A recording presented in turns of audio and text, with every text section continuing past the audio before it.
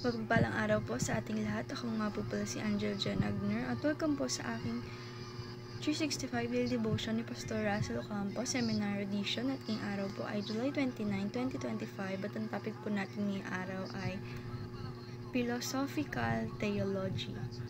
Makikilala pa ba natin ang Diyos kung walang Bible? And yung scripture po natin ngayong araw is Romans chapter 1 verse 19 to 20.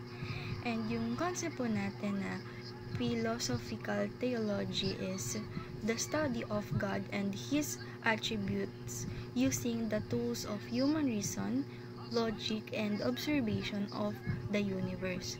It asks deep questions like the nature of time, existence, morality, and causality, and seek to show how this lead to the rational belief in God.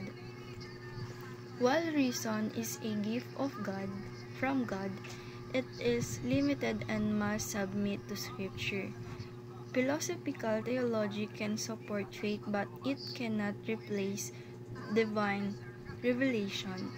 It helps us to see the faith is not blind and that the God of the Bible is both rational, credible, and gloriously transcendent. And yung scripture po natin na Romans chapter 1 verse 19 to 20, sabi po dito, since what may be know about God is plain to them because God has made it plain to them. For since the creation of the world, God's invisible qualities, His internal power and divine nature have been clearly seen, being understood from what have been made, so that people are without excuse.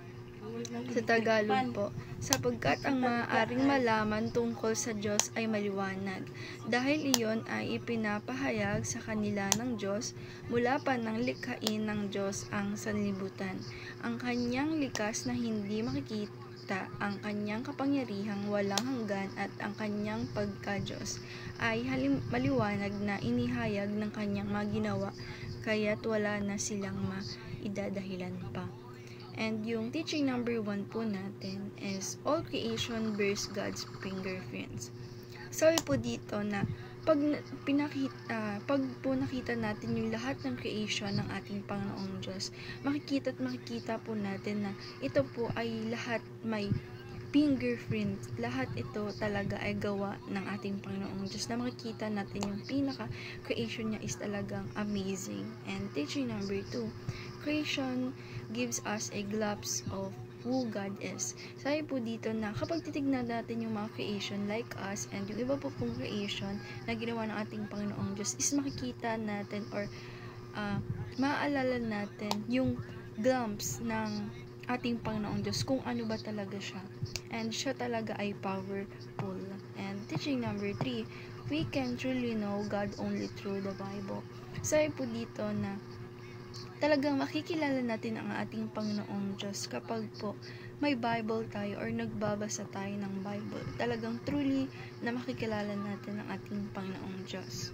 Only through gamit ang Bible. And application number 1, cultivate a habit of thanking God for His creation. Sabi po dito na lagi po natin is igawa sa life natin na gawin nating habit na lagi po nating nagpapasalamat tayo lagi sa ating Panginoong Diyos sa lahat ng creation na ginagawa niya or nagawa niya para sa atin. And application number 2, stay mindful of God and live a life of worship.